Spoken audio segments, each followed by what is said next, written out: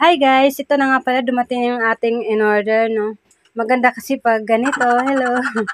Maganda kasi pag ganito na mayroon tayong dinedeliver na lang sa atin kasi less pagod, less hassle, no? Di na tayo napagod pumunta sa grocery dahil hinahatid na nila dito sa ating mismo sa tindahan, no?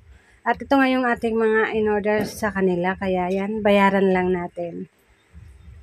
Kaya pag ganito kasi guys, malaking tulong sa ating tindahan at ito na nga, pinasok ko muna dito sa loob ang aking mga in-order sa kanila, no.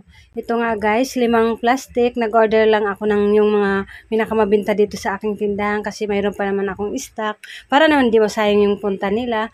At kumuha din tayo ng 2 box na Sito Solo at saka isang bundle na Sito 355 ml. At ito nga guys, papakita ko sa iyo yung aking mga in-order sa kanila. At ito nga yung papre nila. Wow! May papre sila na Sito. 355 ml. 3 piraso guys. Ayan.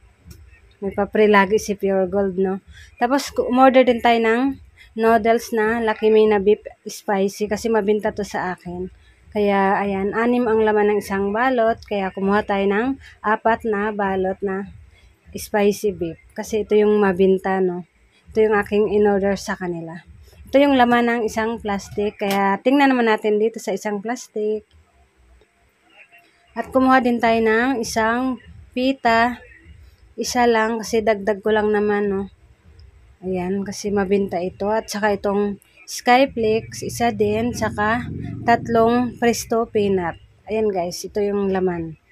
Tapos dito sa kabila, ito nga yung resibo, no. Kaya mamaya ipapakita ko sa inyo kung magkano ang total. Tapos dito naman, kumuha tayo ng 2 dosina na spring oil, saka itong mayonnaise, kumuha tayo ng 2 dosina. Yan guys.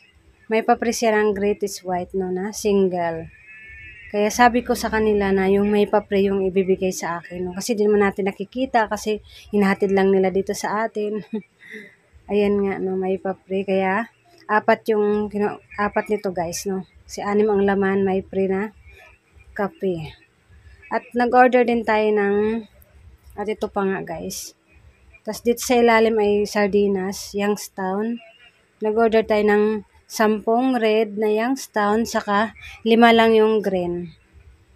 Yan, dagdag ko lang, no, kasi mayroon pa naman ako ibang mga dilata. Ayan nga yung laman ng isang plastic. Ayan. Tapos dito naman sa isang plastic ay katol na baygon. Nag-order tayo ng 10 box. Tapos dito titignan naman natin. Yan lang ang aking kinuha guys. Kasi yung konti na lang sa ating tindahan. Tapos itong ang Downy Pink. 2 dosina ang aking in-order sa kanila. Ayan, ito pa. Tapos itong Rexona Green. 2 kulay lang ang aking in-order, no. Tsaka blue. Tag 2 dosina yan guys, tig 2, nasa ilalim siguro yung isa. Tsaka Hidden Shoulder na green, ito yung mabinta. Kaya nag-order tayo ng 2, at saka Palmolive shampoo, green, saka pink, tag 1 dosina. Ayan, ito nga guys, yung Rexona, no, na napailalim.